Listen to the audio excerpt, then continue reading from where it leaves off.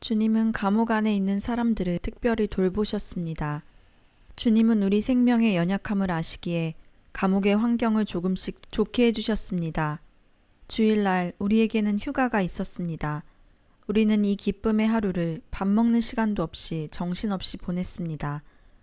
많은 자매들이 성경의 뜻을 몰라 나에게 물었으며 어떤 자매들은 고난이 있으면 나를 찾아와 상담했습니다. 그리고 또 몸이 좋지 않은 사람을 위해 기도하고 찬양을 불렀습니다. 비록 이렇게 어려운 환경이지만 우리의 마음속은 비할 수 없는 기쁨으로 가득 찼습니다. 자매들은 성경을 읽는 가운데 세례의 중요성을 알았으며 세례받고 그리스도께 속하기를 아주 간절히 원했습니다. 하지만 여기는 감옥인데 어떻게 세례를 줄 수 있겠습니까? 우리들은 하는 수 없이 늘 기도했으며 주님이 우리에게 예비해 주기를 구했습니다. 어느 날 밤 죄수들이 영화를 관람하러 간 틈을 이용하여 나는 세례를 받지 못한 몇 명의 자매들을 우리가 평소에 빨래하던 곳으로 데리고 갔습니다. 많은 죄수들이 그곳에서 옷을 빨고 있었습니다. 우리는 옷을 빨면서 믿지 않는 사람들이 그곳을 떠나게 해달라고 하나님께 간구했습니다. 그리고 각 세수대야에 물을 가득 담았습니다. 아주 이상한 일이 일어났습니다. 수도관의 물이 갑자기 끊어진 것입니다. 그들은 모두 옷을 들고 돌아갔으며 우리는 뛸 듯이 기뻐하며 주님을 찬양하였습니다. 한 자매를 보내 망을 보게 했으며 기회를 보면서 한 대야의 물을 한 자매의 몸에 부었습니다. 그리고 성부, 성자, 성령의 이름으로 그녀에게 세례를 주었습니다. 뒤이어 두 번째 사람, 세 번째 사람을 계속해서 그렇게 세례를 주었습니다. 세례가 끝날 때까지 모두 주님의 보호를 받았습니다. 신기하게도 세례가 끝나고 자매들이 마른 옷으로 갈아입자 수도관에서 다시 물이 나오기 시작했습니다. 죄수들은 다시 와서 옷을 빨았습니다. 그 후 각 호실의 자매들에게 모두 이런 방법으로 세례를 주었습니다. 이번 대핍박이 지나가자 다른 고통이 나에게 큰 어려움으로 다가왔습니다. 같은 감방 안에 한 죄수가 있었는데 온종일 나를 대적하며 괴롭혔습니다. 나는 주님을 사랑했기에 그녀를 사랑했고 도와주었으며 그녀에게 물을 가져다 주고 옷을 대신 빨아주기도 했습니다. 이 모든 일에 대해 나는 조금도 주저하지 않았지만 그녀는 언제나 나를 모욕하고 무시하였습니다. 더욱이 기도하지 못하게 방해하는 것이 무척 고통스러웠습니다. 매번 내가 무릎 꿇고 기도할 때마다 그녀는 옆에서 시끄럽게 굴었고 나를 욕하였으며 내가 사람들에게 전도할 때마다 와서 가로막았습니다. 그뿐만 아니라 간수실로 뛰어가 나를 고발하였습니다. 어느 날 나는 더는 참지 못하여 침대에 엎드려 크게 울며 주님께 기도하였습니다. 주여, 무엇 때문에 저를 이런 환경에 두십니까? 저의 영혼을 받으소서. 그날 밤 주님의 말씀이 임했습니다. 내가 진실로 진실로 너희에게 이르노니 한 알의 밀이 땅에 떨어져 죽지 아니하면 한 알 그대로 있고 죽으면 많은 열매를 맺느니라. 이때 나는 갑자기 내가 얼마나 연약해졌는지 알았으며 이전에 감옥 안의 모든 일은 하나님이 하신 것임을 알게 되었습니다. 나는 감옥장에게 다른 호실로 옮겨달라고 요구했습니다. 감옥장은 나의 처지를 알고 바로 8호실로 옮겨주었습니다. 그곳에 갇혀있는 죄수들은 모두 극악무도한 사람들이었고 마음이 선한 사람은 한 사람도 없었습니다. 이때 비로소 나는 전 호실에서 그 죄수가 나를 핍박했던 것이 완전히 하나님으로부터 온 것임을 알게 되었습니다. 이전 감옥에는 이미 예수님을 믿는 사람이 많았는데 여기는 단 한 사람도 없었습니다. 나는 이 새로운 장소를 위해 간절히 기도했습니다. 8호실은 복음을 전하기가 특별히 힘들었습니다. 나는 한 죄수에게 전도했지만 처음부터 접근하기 힘들었습니다.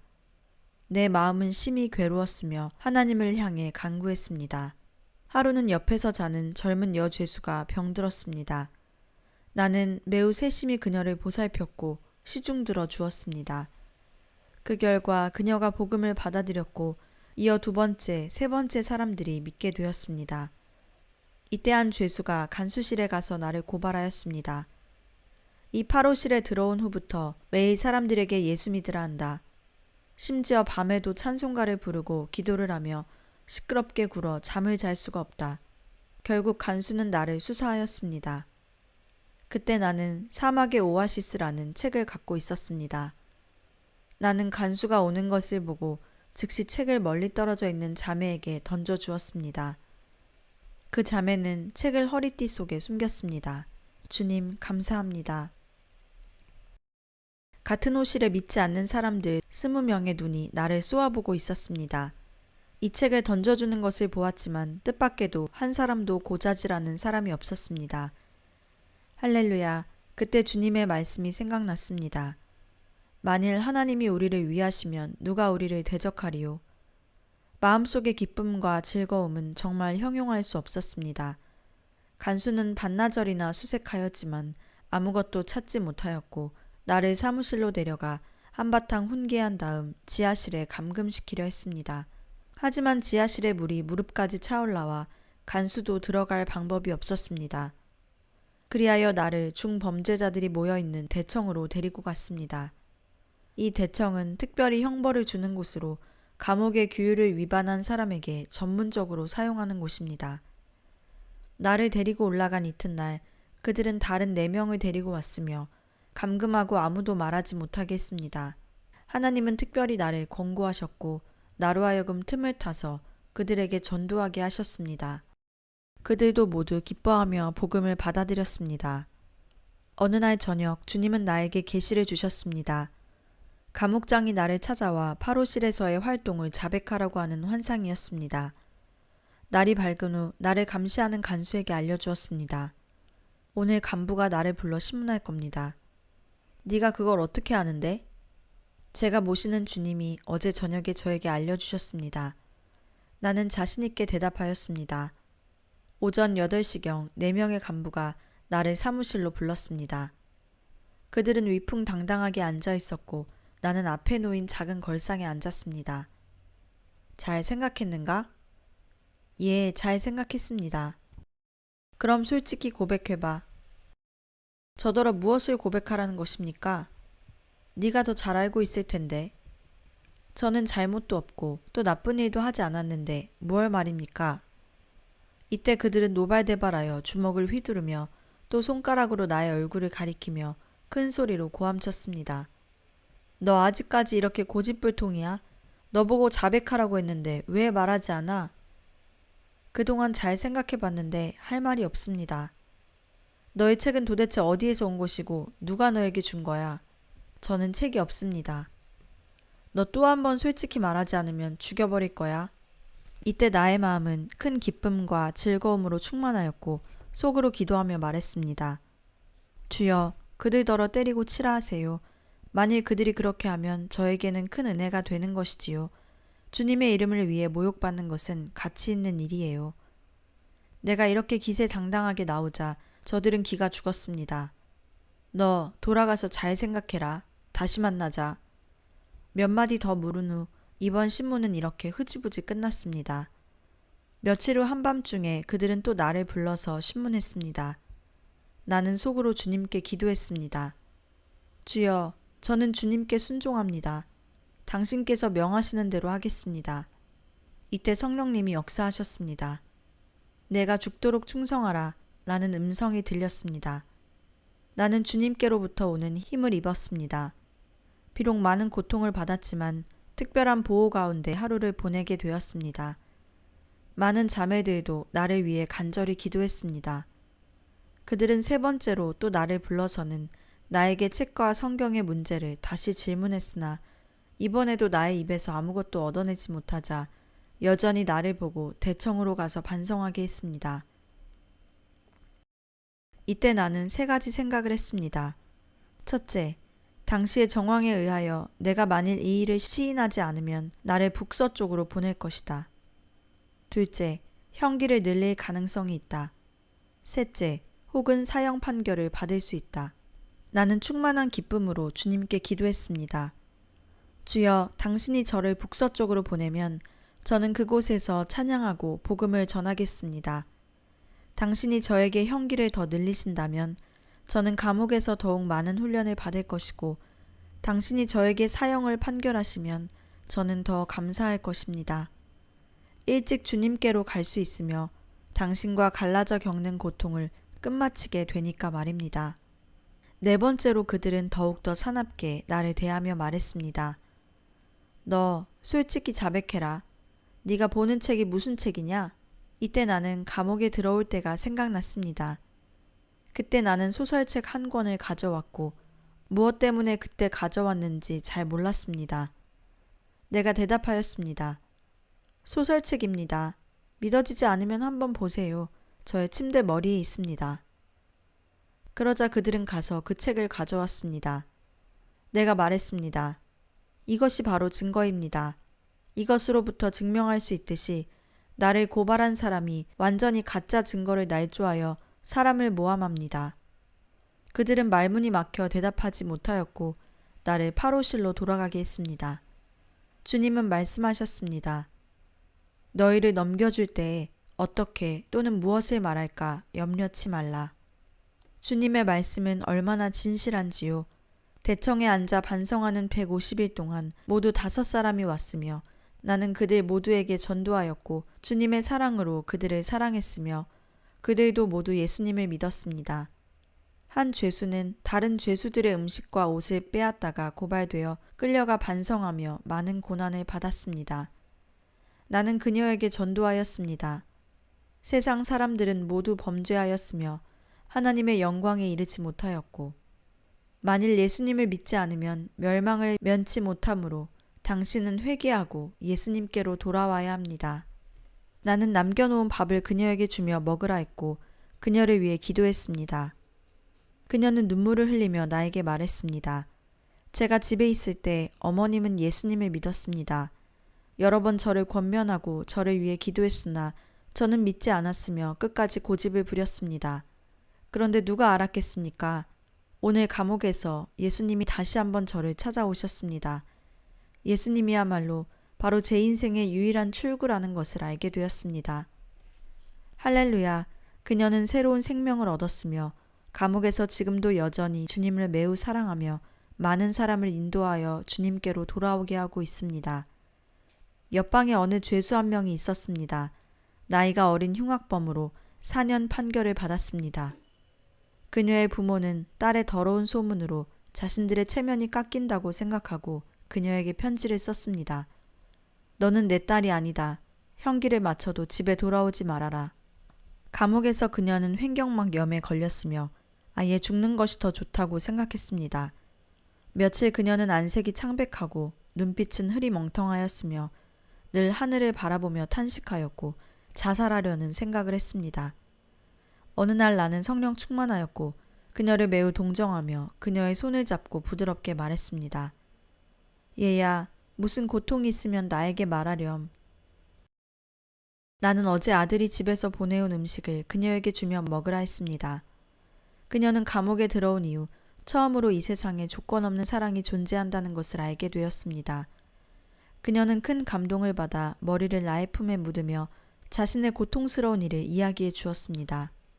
나는 말하였습니다. 얘야, 너의 부모님은 비록 너를 사랑하지 않는다 해도 자비로운 주님은 일찍이 너를 사랑하셨단다. 그분은 너를 구원하기 위해 피를 흘리시고 너의 죄를 담당하셨지. 이제 네가 믿기만 하면 그분은 너를 받아주실 거야. 그녀는 이 말을 듣더니 소리 없는 눈물이 점점 애곡하는 소리로 변하였고 계속해서 자신의 죄를 인정하며 슬피 울었습니다. 그녀는 완전히 주님을 영접했고 그녀의 질병도 치료되었으며 마음속에서 무한한 기쁨이 흘러나왔습니다. 후에 나는 그녀에게 말하였습니다. 너는 꼭 내 부모님을 위해 기도해야 한다. 그리고 부모님께 편지를 쓰고 용서를 빌어. 그러면 너의 부모님도 마음을 돌리시고 너를 찾아오실 거야. 그녀는 곧 그 말대로 부모를 위해 금식하며 기도하였고 울면서 부모에게 편지를 썼습니다. 사랑하는 아버지 어머니, 죄송합니다. 이 불효한 여식이 악행으로 형을 언도받아 부모님의 얼굴에 먹칠을 하였고 전 가족을 연루시켜 수치를 당하게 하였으니 진정 부모님의 자식이 될 자격이 없습니다. 하지만 저는 지금 감옥에서 한 위대한 어머니를 만났습니다. 그분이 저를 도와주셨고 다시 삶을 찾게 해주셨습니다. 이제야 저는 인생의 목적과 생명의 길을 알게 되었고 인생의 의미와 사람됨의 본분을 깨달았습니다. 사랑하는 아버지 어머니, 저를 보러 와주세요. 오셔서 저를 욕하고 때리셔도 좋습니다. 저는 부모님께 용서를 빌기 원합니다. 부모님 건강하세요. 10월 옥중에서 불효여식. 그녀의 부모는 이 눈물 어린 편지를 받은 후 바로 감옥에 달려와 딸을 만나보았습니다. 그들이 면회할 때 서로 껴안고 울었으며 이 광경을 바라본 많은 사람들이 감동하여 눈물을 흘렸습니다. 후에 예수 믿은 지 얼마 안 된 이 자매도 핍박을 받았으나 그녀는 강건하였고 신문 받을 때 간증하며 말하였습니다. 사람이 믿게 해서 믿은 것이 아닙니다. 예수님께서 먼저 저를 사랑하시고 예수님을 믿은 몇몇 사람들의 사랑에 감동된 것입니다. 한 나이 많은 죄수는 자신의 남편을 살해하여 무기형을 언도받았습니다. 남편을 죽인 여인은 국법으로 추호도 용서될 수 없었고 사람들에게 조금의 동정도 받지 못했습니다. 그녀의 가족 친척들은 한 명도 그녀를 찾아오지 않았고 필요한 물건도 보내주지 않았습니다. 그녀는 아주 궁핍했고 비누, 수건, 치약 등 일용품을 살 돈도 없었습니다. 게다가 병까지 들어 고통스럽고 외롭게 지냈습니다. 주님은 나에게 그녀를 불쌍히 여기는 마음을 주셨고 나는 그녀에게 일용품을 주었습니다. 또 그녀를 대신해서 물건을 사다 주었습니다. 성경 말씀이 우리에게 임하였습니다. 그리함으로 내가 숯불을 머리에 쌓아 놓으리라. 그 주님의 사랑이 끝내 이 암흑 같고 차가운 굳은 마음을 녹여 그녀로 하여금 주님께로 돌아오게 했습니다. 그녀의 마음이 근본적으로 변화하였고 후에 그녀의 며느리도 그녀를 보러 왔습니다. 천리 밖에 떨어진 아무시에서 온 한 죄수가 있었습니다. 인신매매를 한 죄로 판결받았습니다. 집에는 80세가 넘은 모친이 있었는데 지금까지도 자신의 딸이 범죄하여 형을 받았다는 것을 모르고 있었습니다. 그녀의 모친은 그녀가 밖에서 장사하는 줄 알고 있었습니다. 그녀는 모친을 생각하며 몹시 괴로워하였고 늘 눈물을 흘렸습니다. 내가 복음을 그녀에게 전하자 그녀는 주님을 영접하였습니다. 그녀는 이로 인해 마음의 평안과 기쁨을 얻었습니다. 매일 찬송을 부르고 기도하며 성경을 읽었고 사람들을 이끌어 회개하게 했습니다. 본성 아무시에서 온 한 죄수가 있었습니다. 그녀도 사람을 팔아먹는 죄인이었으며 15년 형을 판결받았습니다. 이 사람은 대단히 교활하고 흉악하였습니다. 나는 간절히 그녀를 위해 기도하였고 끝내는 복음을 받아들여 회개하고 주님께로 돌아왔습니다. 석방 후 그녀는 아주 열심히 주님을 사랑했고 남편과 집안 사람들을 회개시켰을 뿐만 아니라 많은 사람들로 하여금 예수님을 믿게 했습니다. 내가 독방에 앉아 있었던 50일은 당국이 나에게 준 형벌이 아니라 바로 주님이 나에게 명하여 있으라 한 것이었습니다. 그 결과 5명의 극악무도한 죄수들이 모두 주님의 구원을 받았습니다.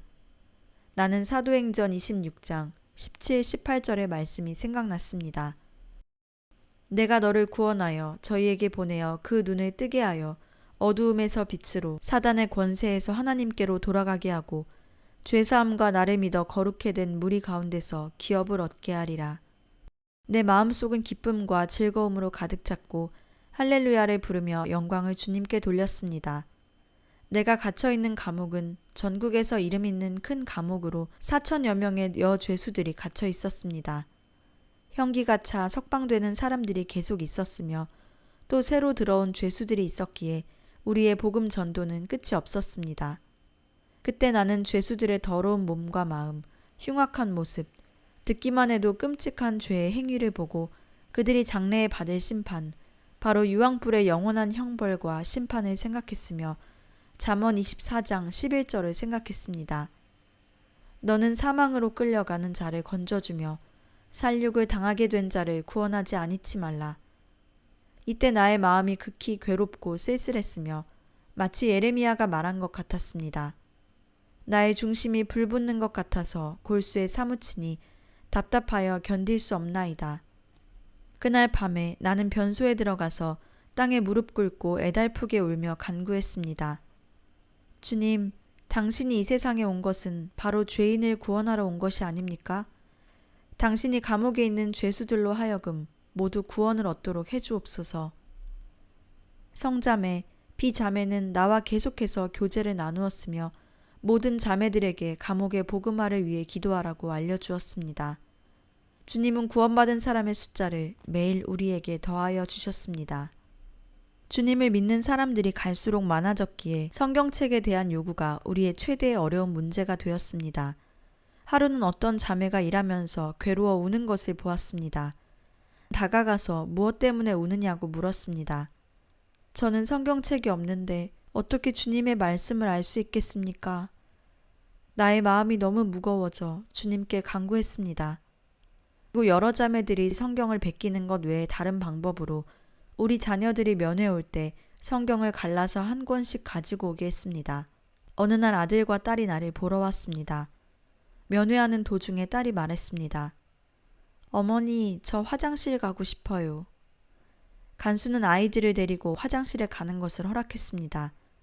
이 기회를 틈타 속옷 안과 허벅지에 묶어놓은 성경을 꺼내어 내게 숨겼습니다. 간수들의 철통 같은 수사에 만일 성경을 식품이나 옷에 넣어 들어오다가 발각되면 끝장이었습니다. 그러기에 이런 방법으로 성경을 가지고 들어올 수밖에 없었습니다. 자매들은 성경을 보자 보배를 얻은 것처럼 기뻐했습니다. 하지만 돌아가며 읽을 수밖에 없었습니다. 매일 아침 5시 반 침대에서 일어나기 전 자매들은 모두 이미 옷을 다 입고 준비하고 있었으며 일어나라는 신호가 울리고 문이 열리면 즉시 운동장으로 뛰어가 무릎 꿇고 경배하며 찬양하기도 했습니다. 이처럼 이른 시간에는 간수들도 출근 전이고 또한 예수를 믿지 않는 죄수들은 전날 힘들게 노동하였으므로 아침 일찍 일어나기를 싫어했습니다. 이 좋은 시간에 아름다운 경치는 정말 하나님이 우리들에게 주는 거대한 선물이었습니다. 이 아름다운 아침, 소중한 한 시간이 우리에게 있어서는 매우 복된 시간이었습니다. 이곳에는 주님과의 아름다운 교제가 있었고 늘 간절한 기도가 있었으며 자유롭게 찬미할 수 있었습니다. 그리고 이 시간을 통해 하나님께로부터 힘을 얻었고 밝은 빛을 얻었습니다.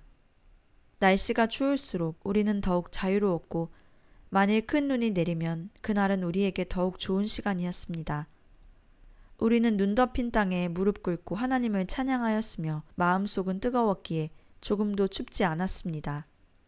1983년 하나님은 나에게 계시하셨습니다.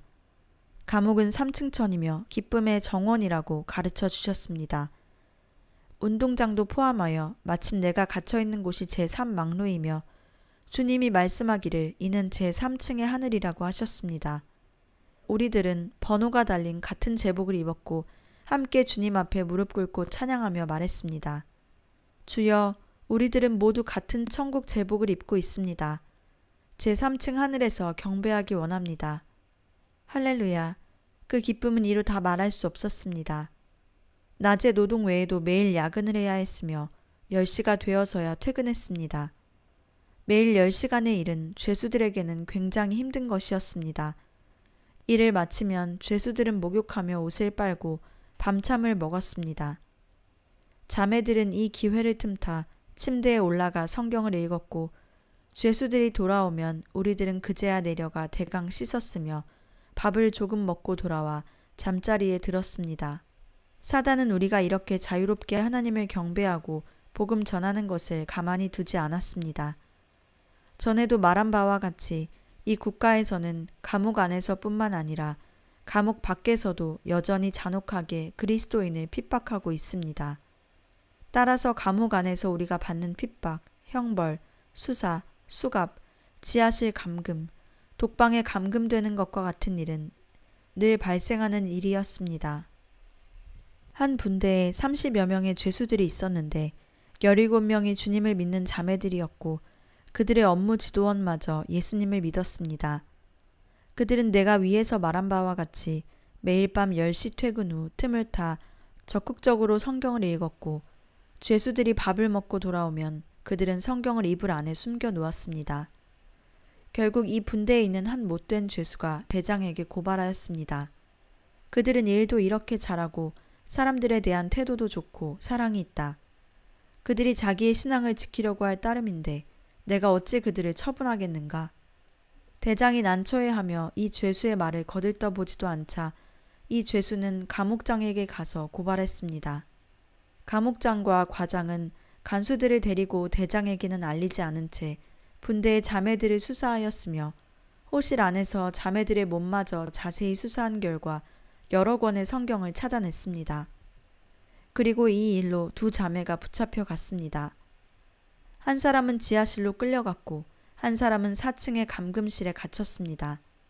4층 감금실에 갇힌 자매는 주님을 믿은 지 얼마 안 되는 자매였기에 남은 자매들은 그녀가 견디어내지 못할까봐 걱정하며 그녀를 위해 간절히 기도했습니다.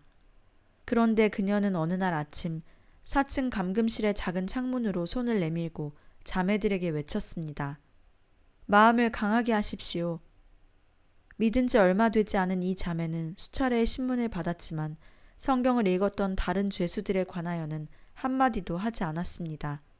비록 매를 맞고 수갑을 손에 찼지만 그녀는 한마디로 모른다고 잘라 말했습니다. 그녀는 20일 후 석방되었습니다. 감옥장은 그녀를 불러 말했습니다. 너는 나이가 아직 젊으니 지금부터는 예수를 믿지 말아라. 그때 그녀는 감옥장을 향하여 단호하게 말했습니다. 이전에 저는 예수님을 몰래 믿는 제자였습니다. 이번 감금실에 갇혀있는 사건을 통하여 사람들마다 제가 그리스도인이라는 것을 알았습니다. 따라서 저는 계속 공개적으로 믿으며 예수님을 따르겠습니다. 그녀는 감옥장뿐만 아니라 천지 만물과 많은 천사들에게도 선포하였고 사단에게도 선포했습니다. 장이 이 말을 듣자 머리를 저으며 한숨을 쉬었고 아무 말도 하지 못했습니다. 지하실에 끌려간 자매는 설날 3일 전에 석방되었습니다.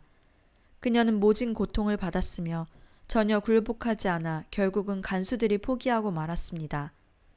석방되기 전 간수들이 말하였습니다. 그녀를 내놓으십시다. 예수 믿는 이런 사람들은 감금하거나 때려 죽인다 해도 예수를 믿지 않겠다는 말은 하지 않습니다.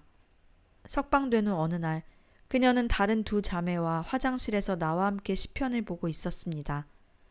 이러한 광경을 목격한 한 죄수가 재빨리 뛰어가 간수에게 고발했습니다. 간수가 왔을 때 그들 세 사람은 정신을 몰두하여 성경을 읽고 있었습니다. 간수가 그들 등 뒤에서 손을 내밀어 성경을 빼앗았을 때에야 비로소 그들은 알았습니다. 그녀는 다시금 불려가 심판을 받았고 벌금형을 당했습니다. 이 일이 있은 지 얼마 되지 않은 어느 추운 날 오전 그녀는 일하는 동안에 한 죄수를 전도하다 또 붙잡혀 신문받았습니다. 밤에 주님의 말씀이 그녀에게 임했습니다. 그러므로 우리가 낙심하지 아니하노니 겉사람은 후패하나 우리의 속사람은 날로 새롭도다. 사무실에 들어서자 간수들이 속옷을 벗기고 손으로 때리고 발로 차 그녀는 온몸이 새까맣게 멍들었습니다. 간수들은 그녀를 꽁꽁 묶어서 가죽 채찍과 막대기로 때렸습니다. 이로 인해 온몸에 상처를 입었고 코와 입에서는 피가 흘렀습니다. 이어 그녀를 대청으로 데리고 가서 다른 한 자매와 함께 비판과 투쟁을 받게 했습니다. 그때 나는 화장실로 달려가 그들을 위해 눈물을 흘리며 주께서 그들에게 믿음과 힘을 더하여 주시기를 간절히 기도하였습니다. 이번의 시련도 자매들이 주님을 의지하였기에 승리할 수 있었습니다. 감옥에서는 매일 신문을 하였으며 매일 신문을 호실에 넣어주고 죄수들로 하여금 정치학습을 하게 했습니다. 이런 즈음에 우리들에게 마지막 때와 연관되는 소식들이 들려왔습니다. 예를 들면 지진, 에이즈, 기근, 전쟁, 재난 등 세상에서 일어나는 사건을 죄수들에게 보여주며 그들에게 복음을 전하였습니다. 1986년 신문에 인생에 존재하는 4대 위기라는 글이 실렸습니다. 이 글을 죄수들에게 읽어주면 매우 무서워했으며 나는 그 기회를 이용해 마가복음 16장 15절부터 18절의 말씀으로 주님의 구원을 말해 주었습니다. 너희는 온 천하에 다니며 만민에게 복음을 전파하라. 믿는 자들에게는 이런 표적이 따르리니 손을 얹은 즉 나으니라. 감옥 안에서 복음은 이렇게 전해졌으며 하나님이 우리들에게 권세를 주어서 큰 기사와 표적이 일어났습니다. 어떤 한 죄수는 몇십 년을 판결받고 감옥에 들어온 후 귀신이 들려 대단히 흉악했습니다. 어느 날 그녀는 공장에서 날카로운 가위를 가지고 사람을 죽이려 했고 기계를 때려 부셨으며 다른 죄수들로 하여금 두려워 떨게 했습니다. 한 자매가 내게 도움을 청했고 나는 다가가서 예수님의 이름으로 명했습니다. 가위를 내려놓고 앉으시오. 그녀는 그 말에 순종하여 가위를 내려놓았으며 조용히 앉았습니다. 이렇게 귀신을 쫓는 것과 고침을 받는 기적은 감옥에서 늘 일어났으며 주님의 이름은 이로 인해 크게 영광받고 구원받는 사람들도 매일 증가하였습니다. 감옥 안에서 복음이 발전하는 속도가 이렇게 빠른 것은 또 하나의 이유가 있었습니다. 그것은 하나님이 그의 자녀들로 하여금 그를 위해 빛을 발하고 행위나 일에나 모든 것에서 주님께 영광을 돌리도록 한 것입니다. 한 젊은 자매가 있는데 그녀는 매일 20개의 베갯잎 꽃을 수놓았습니다. 믿지 않는 죄수들은 다급하게 허둥지둥하며 몇 시간을 일했지만 늘 완성하지 못했습니다. 하지만 그 자매는 일하면서 찬양을 불렀고 어떤 때는 낮은 목소리로 성경을 외웠습니다. 그녀는 임무를 완수할 뿐 아니라 매일 7, 8개를 더 만들었고 그녀가 만든 물건은 질이 좋았습니다. 이 공장에서 일을 제일 잘하는 자매는 모두 믿는 자매였고 이 자매도 그 가운데 한 명이었습니다. 간부들도 이러한 현상을 보고 감탄했습니다. 분대장이 이 자매에게 말하였습니다. 너는 조급해하지 않고 또 쉴 새 없이 노래를 부르며 맡겨진 일을 그렇게 훌륭하게 완성하는 것을 보아 이것은 너의 신이 너를 도와주는 것이 아니냐? 이 자매는 고개를 끄덕이며 미소를 지었고 마음속으로 끊임없이 주님을 찬양했습니다. 따라서 본래부터 나는 손재주가 없는데 주님께서는 특별히 이를 불쌍히 여겨 나를 영리하고 솜씨 있게 바꿔주셔서 하는 일에 있어서 누구에게도 뒤처지지 않게 하셨습니다. 나는 양복의 테두리를 깁는 일을 했는데 매일 30벌이나 완성해야 했습니다. 나는 매일 몇 벌을 쪼가 완성할 뿐만 아니라 기운 것이 좁고 균일하여 지도자들이 보고 대단히 만족해하였습니다. 얼마 전 분대장은 나를 다른 곳으로 정근시키며 그동안 내가 했던 일은 다른 죄수로 대체했습니다. 그곳에 있는 한 여인은 3일에 겨우 29벌밖에 하지 못했고 매우 잘 못하여 매번 뒷손질을 하게 해서 지도자는 대단히 화가 나 나에게 그녀를 대신하여 뒷손질하게 했습니다. 뒷손질은 몇 배나 손이 더 가는 힘든 일이었습니다. 그렇지만 나는 주님의 이름을 위해 즐겁게 이 일을 받아들였습니다. 그날 나는 금식 기도하고 주님이 도와주기를 구했습니다. 그 결과 29벌의 뒷손질을 마무리했을 뿐만 아니라 내가 맡은 당일의 임무도 완성했습니다. 분대장은 크게 놀라며 엄지손가락을 내밀며 말했습니다. 이러한 일은 오직 예수 믿는 사람만이 할 수 있다. 할렐루야, 영광을 하나님께 돌립니다. 특별히 비자매는 감옥에 들어온 후 회계 업무를 담당하였고 운반과 원단을 재는 일을 했습니다. 예수님을 믿지 않는 죄수들은 늘 한쪽에 앉아 즐겁게 말했습니다. 비는 일을 참 잘해요. 우리는 앉아 놀아도 괜찮아요. 혼자 하라고 하세요. 하지만 그녀는 조금도 지나치게 여기지 않으며 고생을 더했고 일이 힘들어 기진맥진하고 두 다리가 부어도 쉬려고 하지 않았습니다. 두 사람이 들지 못할 원단을 늘 혼자 등에 지고 창고로 날랐습니다. 매일 아침 하루의 일을 위해 그녀는 늘 금식 기도를 했습니다. 출근하기 전 매번 경건하게 기도했습니다. 그녀가 잰 원단은 모자라는 일이 없어 지도자들 중 그녀를 보고 탐복하지 않는 사람이 없었으며 지도자들은 늘 이렇게 말했습니다.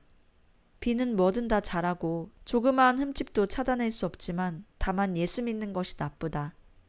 후에 다른 일이 있어 그녀를 창고로 정근시키고 다른 사람들이 그녀를 이어 일했습니다. 그런데 그들은 매우 느렸고 늘 착오가 생겼으며 원단도 늘 몇십 자씩 차이가 났습니다. 너희들은 어떻게 된 일인가? 비가 여기에 있을 때는 도대체 문제가 없었는데 너희들은 어찌 매일 실수를 범하고 조금만 일도 잘하지를 못해?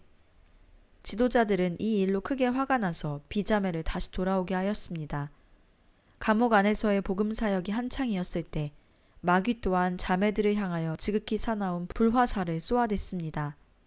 어느 토요일 날 아침 과장은 비자매를 임시로 일터에 출근시켜 상품을 이틀간 검사하게 했습니다.